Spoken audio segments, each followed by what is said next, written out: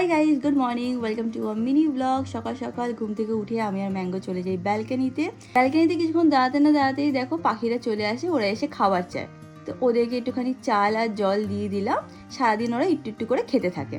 তারপর চলে গেলাম কিচেনে গিয়ে নিজের জন্য একটুখানি মর্নিং ড্রিঙ্ক বানিয়ে নিলাম। গরম জলের মধ্যে একটু জিরে দিয়ে হালকা একটু ফুটিয়ে নিই। আমি একটুখানি স্লো মর্নিংয়ে বিলিভ করি, কোনো হাসেল বাসেল করতে পছন্দ করি না। সকাল সকাল হালকা একটু বই পড়বো, একটু গল্প করব, এইভাবেই সকালটা কাটাই। আজকে আমার একটা শ্যুট আছে, তো দেরি না করে তাড়াতাড়ি করে গিয়ে রেডি হয়ে নি। সন্দীপ এসে গেছে আর আমাদের শ্যুটও স্টার্ট হয়ে গেছে।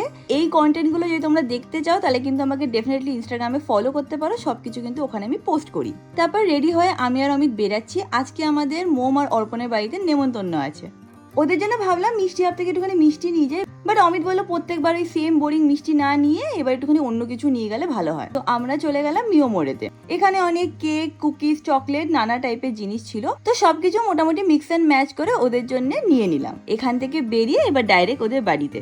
আমি তো খুব এক্সাইটেড ছিলাম পেখমের সাথে মিট করার জন্য। আর পেখম দেখো অমিতকে দেখে ভয়তে কিভাবে লুকিয়ে যাচ্ছে। তারপর আমার একদমই আর ব্লগ করা হয়নি, গল্প করতে আমরা এতটাই ব্যস্ত হয়ে গেছিলাম।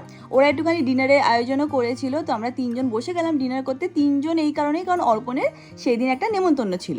ডিনার করতে করতেও কিন্তু আমাদের আড্ডা চলতেই ছিল। ডিনার করে আবার একটু গল্প করে ফাইনালি ওদেরকে টাটা করে আমরা বেরিয়ে পড়লাম। And that is it over this video guys. ভিডিওটাকে ভালো লাগলে do like, share and subscribe. And তোমাদের সাথে খুব শীঘ্রই দেখা হবে নেক্সট ভিডিওতে।